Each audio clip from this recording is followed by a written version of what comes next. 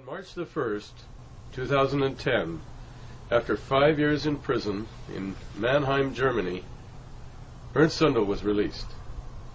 It's time to ask some questions.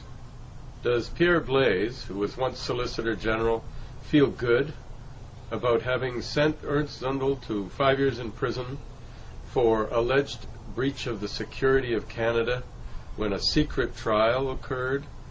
And we, as defense counsel, and I was defense counsel for some of that time, are not allowed to know who the witnesses were, what they had to say, could never cross-examine them ourselves. When the Supreme Court, in fact, struck down that legislation, did he feel a twinge of conscience that perhaps having put someone in jail in Germany for, in effect, something the Supreme Court of Canada said should not have occurred, a security certificate trial, does he think perhaps it might not have been the right thing to do? Maybe there's time for everyone to reflect on having put someone in jail under a secret trial in Canada for 5 years.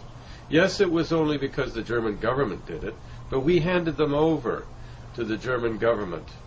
We handed Ernst Zündel over to sure and certain imprisonment. For what? For speaking his mind?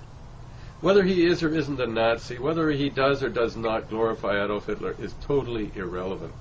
If we have any principles at all in terms of free speech, we should feel very guilty about putting someone in jail for saying what they believe of any political nature, communist or Nazi or anything else, as long as they didn't advocate violence. And we have no way of knowing what, if any, involvement Ernst Zündel had with violence, because there was no open trial. In Charkawi was a case, the Supreme Court of Canada decided these security certificate trials, as they were conducted at that time, were just unconstitutional, improper, unreasonable, limits on fundamental justice. And yet, it happened. And he was kept in jail for 2 years prior to that. In jail for 2 years. And at that age, to be in solitary confinement for 2 years was a real and significant hardship. To all those who testified against Ernst Zündel in the secret trial, I ask you to examine your conscience and just take a good look at what you did.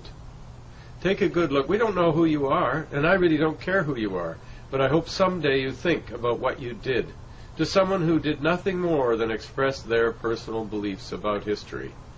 And I personally have no axe to grind one way or the other. Ernst Zündel is an individual, and like a lot of individuals, he has his good points and his bad points, and I only have this much to say. I hope for the rest of his life he has peace, and he has the ability to carry on with the artwork that he did so well, and enjoy the beautiful atmosphere of his family home in the Black Forest, where I gather he now is. It's a very sad thing to see the injustices perpetrated on anyone, and that's what bothers me about what happened to Ernst Zündel. It was unjust.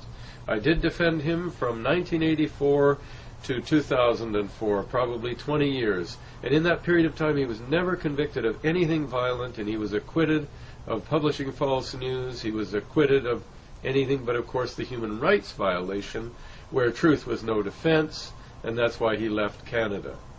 So this country, with all its sanctimonious utterances about free speech and justice, should take a good hard look at what was done to Ernst Zündel over the 20-some years that he was in this country, more in fact.